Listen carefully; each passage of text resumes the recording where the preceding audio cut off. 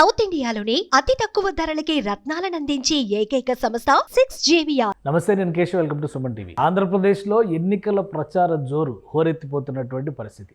అధికార పార్టీ ముందుగా సిద్ధం సభలు, ఆ తర్వాత మేమంతా సిద్ధం అంటూ ప్రజల్లోకి దూసుకెళ్తుంది. మరోవైపు కూటమి రాజకీయం. ఓవరాల్గా గ్రౌండ్ రిపోర్ట్ ఏముంది, ఎలా ఉంది? జగన్మోహన్ రెడ్డి నిర్వహిస్తున్నటువంటి సభలకి విశేషమైనటువంటి జనాదరణ వస్తుందని వైసీపీ నేతలు స్వయంగా చెబుతున్నారు. మరోవైపు రాష్ట్రంలో ఊహించని విధంగా రాజకీయ మలుపులు జరుగుతున్నాయి కాంగ్రెస్ పార్టీ ఎంట్రీతో. సో ఈ పరిణామాల ప్రభావం ఏ విధంగా ఉండొచ్చు? ఈ అంశాలపైన విశ్లేషణ చూద్దాం. మనతో పాటు వైసీపీ నేత జూపూడి ప్రభాకర్ రావు గారు ఉన్నారు. ప్రభాకర్ గారు నమస్కారం. నమస్కారం. ఎలా ఉన్నాయి? సిద్ధం, మేమంతా సిద్ధం. సో మీరు కూడా పార్టిసిపేట్ చేసినటువంటి వరుసగా ఎలా ఉంది గ్రౌండ్ రిపోర్ట్ ఏంటి? దాదాపు 1 month నుంచి, దాదాపు 1 month 2 months నుంచి మా ఒక బస్సు యాత్ర, బస్సు తర్వాత సిద్ధం, సిద్ధం తర్వాత మేమంతా సిద్ధం ఇవి జరుగుతూ ఉన్నాయి. అంటే ఎలక్షన్ టైం కాబట్టి ఇప్పుడు కాస్త విగరస్గానే, అంటే ఏదైనా సరే అంటే ఇండియన్ పాలిటిక్స్లో మనం ఒక అంశాన్ని మాత్రం అండర్లైన్ చేసుకొని మాట్లాడాల్సిన అవసరం ఉంటుంది. అంటే ఎలక్షన్ వచ్చినప్పుడు మాత్రమే ప్రజల్లోకి అన్నది కాకుండా, ప్రజలకి ఒకసారి గెలిచిన తర్వాత మనం ఏమేమి చేసాం, గెలవక ముందు మనం చెప్పినటువంటి అంశాలని మనం టచ్ చేసామో లేదా, దీన్ని ప్రజలు నాకు తెలిసి ఒక అంశంగా తీసుకొని, అంటే మేము మా సభలకి అద్భుతంగా జనం వస్తున్నారు అని చెప్పుకోవటంలో ప్రధాన కారణం ఏంటంటే, జగన్మోహన్ రెడ్డి గారు చెప్పింది చేస్తాడు. గత ఎన్నికల్లో ఏమేమి చేశాడు, ఏమేమి చెప్పాడు అవన్నీ చేసి చూపించాడు. అందుకే తను కూడా ఒక ఛాలెంజ్ చేస్తూ ఉన్నాడు. ఒకవేళ మన ప్రభుత్వం ద్వారా మీకేమైనా లబ్ధి జరిగి ఉంటే మీరు నన్ను ఆదరించండి. అంటే ఈ రిక్వెస్ట్ లేకపోతే ఈ సందేశం భారత రాజకీయాల్లో నాకు తెలిసి ఏ ప్రధాని కానీ, ఏ రాష్ట్ర ముఖ్యమంత్రి కానీ ఇంతవరకు ఇచ్చినట్టుగా నేను ఎక్కడే చూడలే. ఒకవేళ మీ నాలెడ్జ్లో ఏమైనా ఉంటే హిస్టరీలో చెప్పండి.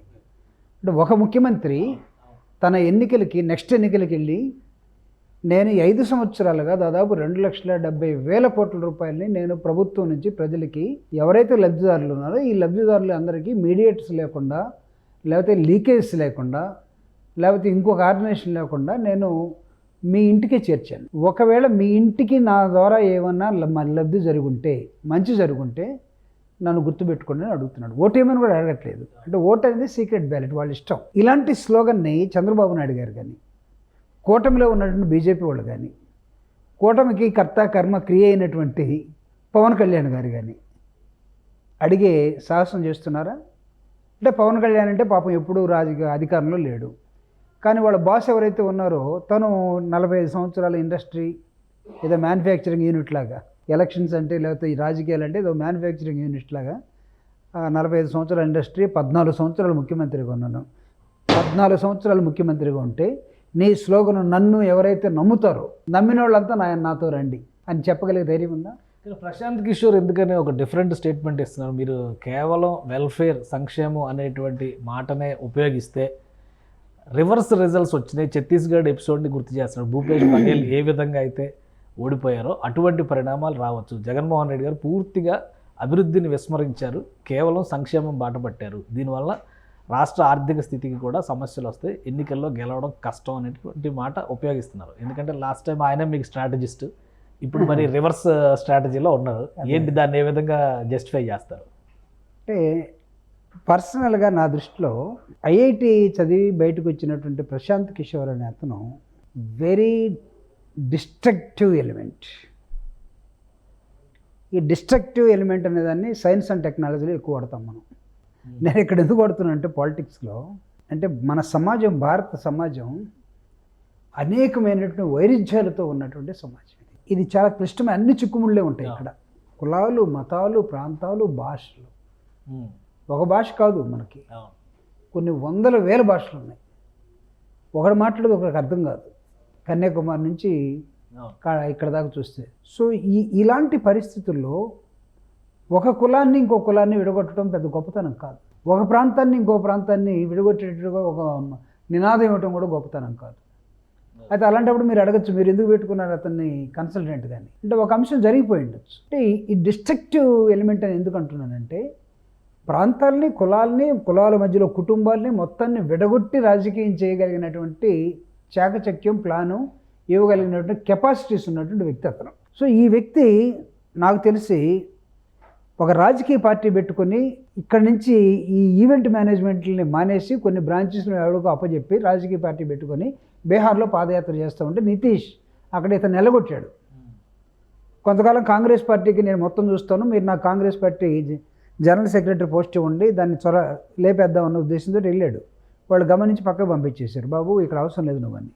బీజేపీ తోటి కొంతకాలం ఉన్నాడు, వాళ్ళు పంపించేశారు.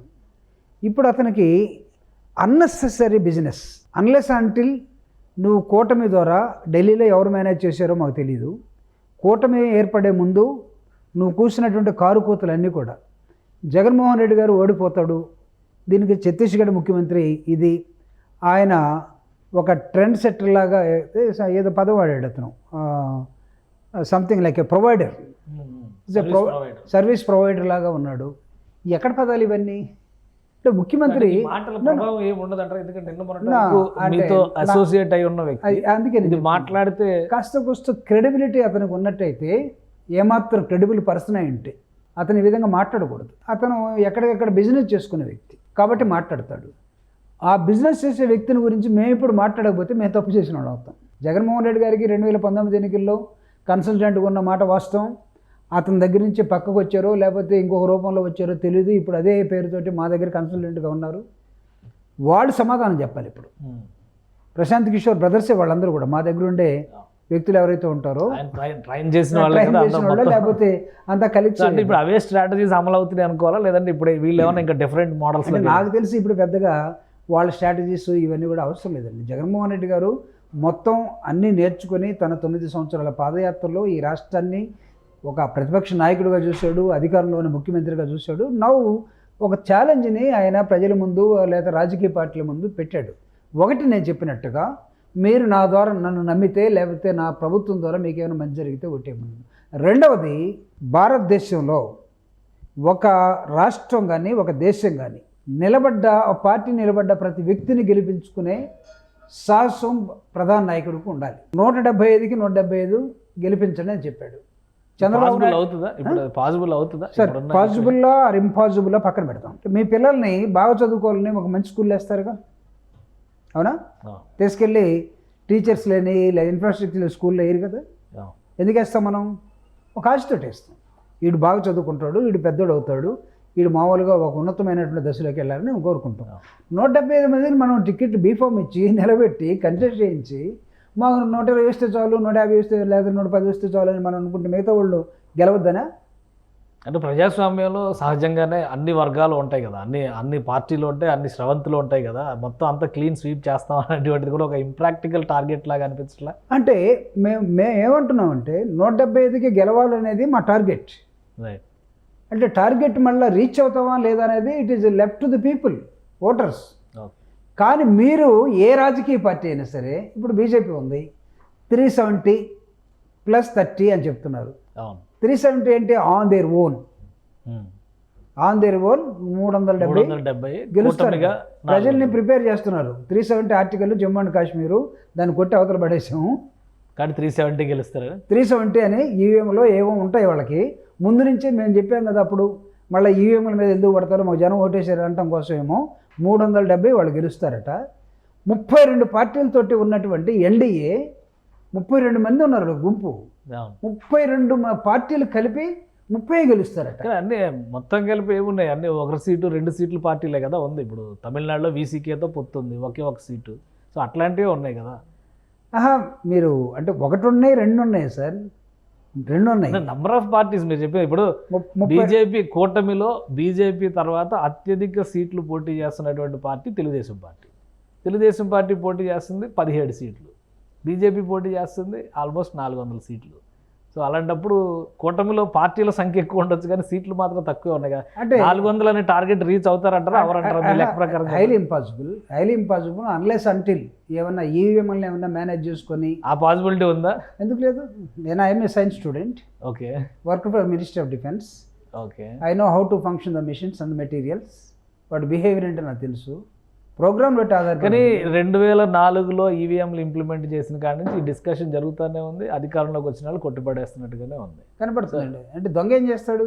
లేకపోతే చైనాలో ఇప్పుడు పుతిన్ ఉన్నాడు, రష్యాలో ఎవడైనా సరే నా జోలికి వచ్చారంటే నా దగ్గర ఒక న్యూక్లియర్ వెపన్ ఉంది, దాన్ని నువ్వు నొక్కుతానన్నాడు. ఏంటి అందరూ అనలేరు కదా ఆ మాట. సో వాళ్ళు మాత్రమే అంటారు, కొంతమంది మాత్రమే అనగలరు. సో ఈ మేనేజ్మెంట్ కూడా ఇది నేను థ్రోయింగ్ ఇన్ ద ఎయిర్, దీని మీద చర్చ జరగాల్సిన అవసరం కూడా ఉంది. ఈవీఎం బాక్సుల మీద చర్చ ఎవడో ఒకడు సైంటిస్టు లేకపోతే ఒకటి పెడితే అబ్బాయి దీనిలో ఏం లేదు అంతా బాగానే ఉంది కొట్టేయటం కాదు, ఏమీ లేదని కూడా ప్రూవ్ చేయాలి. అవకాశం ఉందా మన దేశం ఇప్పుడు ఉన్నటువంటి దేశం 100%. ప్రోగ్రామ్ ఇచ్చేవాడిని ప్రోగ్రామ్ని ఎలా మార్చచ్చు, తర్వాత వచ్చి ఏ విధమైనటువంటి దానిలో చేంజెస్ చేసుకోవచ్చు అన్ని అవకాశాలు ఉంటాయి. ఇక్కడ ఆంధ్రప్రదేశ్ రాజకీయాల్లో ఇప్పుడు ఈవీఎంలు ఈ విషయాలన్నీ పక్కన పెడితే షర్మిల గారి మ్యాటర్ కూడా అధికార పార్టీకి ఒక ఇబ్బందికరమైనటువంటి సందర్భంగా కనిపిస్తుంది. ఏంటి ఎందుకు అంత ఫ్రిక్షన్? ఇప్పుడు ఆల్మోస్ట్ ఒక వీధి పోరాటం రేంజ్లోకి వెళ్ళిపోయింది. డైరెక్ట్గా నువ్వెంత అంటే నువ్వెంత. వెరీ అన్ఫార్చునేట్ అంశం అండి కేశవ్ గారు. రెండు రాజకీయ పార్టీలు భిన్న ధృవాలుగా ఉండి మాట్లాడుకున్న మాటలుగానే చూస్తే బాగుంటుందేమో అనేది నేను అంతవరకు సరిపెడితే బాగుంటుంది అనుకోండి. ఎందుకంటే ఐ థింక్ ఆవిడ మాటల ద్వారా they are not going to get any votes పెద్దగా. అయితే బ్లేమ్ చేయడానికి మాత్రం మనకు వస్తాయి. ఆ బ్లేమ్ కూడా ఎంతవరకు ఉంటుందో, వాళ్ళ కెపాసిటీ ఏంటో, వాస్తవాలు ఏంటో ఆ ప్రాంత ప్రజలకి తెలియాల్సిన అవసరం ఉంటుంది. అయినా అంత జగన్మోహన్ రెడ్డి గారి మీద అంత మొండిగా వెళ్ళి మాట్లాడాల్సినటువంటి అవసరం కూడా ప్రజలు ఎవరు దాన్ని పెద్దగా ఇది అప్లాడ్ చేయట్లేదు. ఒక ఎంపీ సీట్ అనేది మళ్ళీ ఇప్పుడు హైలైట్ అవుతుంది. ఒక ఎంపీ సీట్ ఇచ్చేసి ఉంటే అసలు ఇంత సమస్య వచ్చేది కాదు అనేటువంటి విమర్శ కూడా ఉంది. అలాంటి పరిస్థితులు ఏం లేవా? ఏమో మళ్ళీ వస్తే ఇస్తారేమో, రప్పిస్తారా? చెప్పలేం కదా. Anything can happen in politics. Okay, దాని పెద్దగా నేను ప్రభావం ఏముండదు. రాయలసీమలో వైఎస్ కుటుంబం అంటే ఒక స్థాయి, ఒక హోదా ఉంది కాబట్టి ఇప్పుడు షర్మిల గారు తిరగడం వల్ల రాయలసీమ ఓటింగ్ పైన ప్రభావం పడదు. ఎందుకంటే సిట్టింగ్ ఎమ్మెల్యేలు ఎవరైతే టికెట్స్ నిరాకరించారో వాళ్ళందరూ ర్యాలీ అవుతున్నారు. మళ్ళీ ఇప్పుడు మొన్న ఆర్దర్ జాయిన్ అయ్యారు, పూతలపట్టు బాబు జాయిన్ అయ్యారు, ఇంకొక 2-3 టచ్లో ఉన్నారు అంటున్నారు. సో ఇది ఇబ్బందికరమైనటువంటి పరిస్థితి కదా. కడప కాదుగా, Arthur from Kurnool, Babu from Chittoor. So Kadapa కాకపోతే చాలా అంటే చెప్తున్నా. ఏమన్నా కడపలో ఒకవేళ నన్ను అడిగితే ఏమన్నా డిస్కషన్ పాయింట్గా ఇది ఏమన్నా ఉంటుందేమో, కానీ when it comes to the voting వచ్చినప్పుడు నాకు తెలిసి వైఎస్ఆర్ కాంగ్రెస్ పార్టీ అక్కడ జగన్మోహన్ రెడ్డి గారి మాటే ఎక్కువ చెల్లుతుంది అనేది నా అభిప్రాయం. అయితే మీరు అన్నట్టుగా ఇది మీకు డిసడ్వాంటేజ్ కాదంటే ఇలాంటి అంశం డిసడ్వాంటేజ్గా మారుతుంది. కానీ దానికి ఎక్కడో ఒక చోట ఫుల్ స్టాప్ పెట్టాల్సినటువంటి అవసరం కూడా ఉంటుంది. ఒకవేళ సిబిఐ వాళ్ళు స్పీడప్ అయిపోయి ఆ కేసుని చూసేస్తే దానికి ది ఎండ్ కూడా ప్రకటించవచ్చు.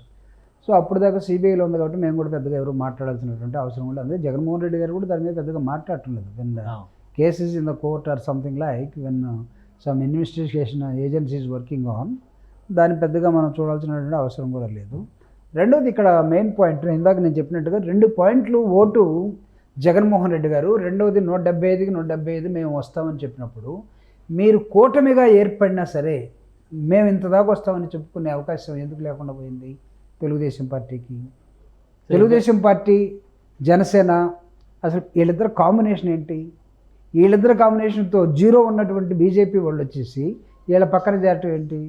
దీన్ని కొంచెం ఆలోచించాల్సిన అవసరం ఉంది ఎన్నికలు. ఎందుకంటే at the time of election central government forces కానీ లేకపోతే చంద్రబాబు నాయుడు గారి మీద ఉన్నటువంటి కేసులను కానీ ఎన్డీఏలో చేరితే 2019లో ఎన్ని తిట్టినా, ఎన్ని అలచొక్కాలు వేసినా, నలపేంట్లు వేసినా అవన్నీ నన్ను క్షమించండి బాబు పొరపాటు అయిపోయింది, ఇప్పటి నుంచి మీరు చెప్పినట్టే చేస్తాను అని ఒక ఒప్పందానికి వచ్చిన తర్వాత అన్కండిషనల్గా వెళ్ళిన తర్వాత ఒక లేటర్ పీరియడ్లో వాళ్ళు రేపు ఏమైనా ఓడిపోయిన తర్వాత ఏమైనా కేసులు ఏమైనా ఉంటే మోడీ ఉపయోగపడతాడేమో. కానీ ఇప్పుడైతే ప్రజలు నాకు తెలిసి మీరు ఇందాక మొట్టమొదటి అడిగిన ప్రశ్నకి జవాబుగా జగన్మోహన్ రెడ్డి గారి వెనకాల ఆయన చేస్తున్న మేమంతా సిద్ధం అనే బస్సు యాత్రకి తండోపతండాలుగా జనం రావటం జరుగుతూ ఉంది. వచ్చిన జనం కూడా జస్ట్ లైక్ ఇట్ చూసిపోవడానికి రావట్లేదు.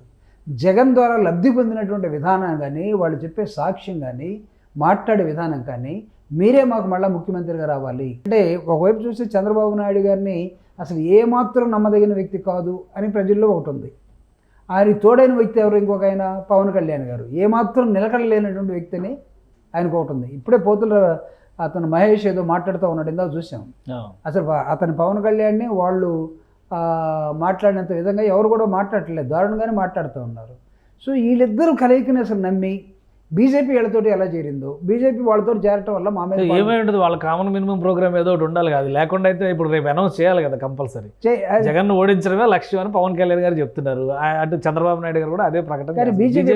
బీజేపీ ఎజెండా కూడా అదేనా? బీజేపీ ధైర్యంగా చెప్పలేకపోతా ఉంది జగన్ ఓడించడం మా లక్ష్యం అని. అట్లనే చంద్రబాబు నాయుడిని గెలిపించండి, ముఖ్యమంత్రి చేయనివ్వడం చెప్పట్లేదు. మన చిల్లూరుపేట వచ్చిన ప్రధానమంత్రి ముఖ్యమంత్రి క్యాండిడేట్, అదే మీ అడ్వాంటేజ్.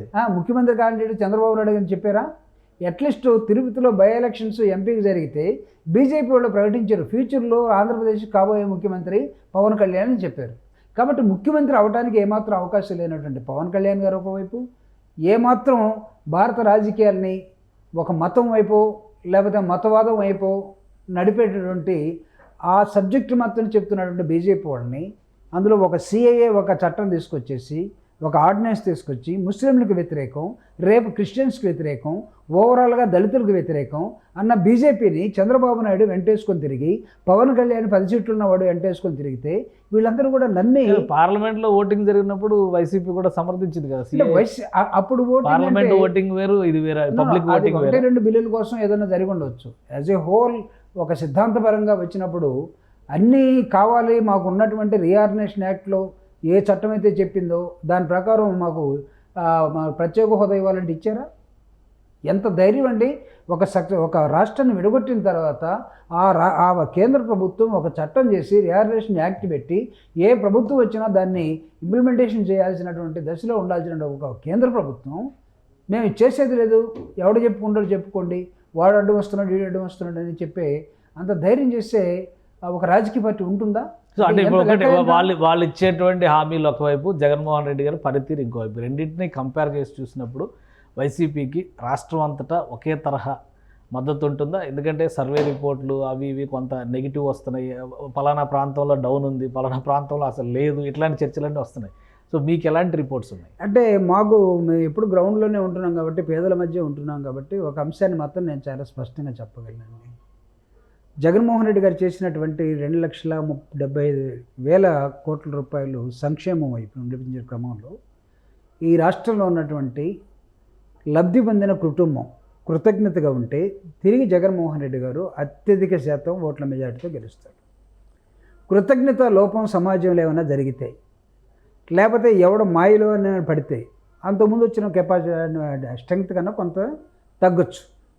బట్ అనివార్యంగా జగన్మోహన్ రెడ్డి గారు మళ్ళీ ముఖ్యమంత్రి అయ్యే అవకాశాలే ఎక్కువ ఉన్నాయి. ఏంటి ఎజెండా, ఏంటి మేనిఫెస్టో, ఏంటి? లాస్ట్ టైం నవరత్నాలు అన్నారు, ఈసారి ఏమి ఇస్తారనేటువంటి ఒక ఆసక్తి ఉంది, ఏమైనా ఉందా దానికి సంబంధించి? అది మీరు చూస్తారు. ఇప్పుడు నేను చెప్తే ముందుగా లీక్ చేసిన అవుతాను నేను.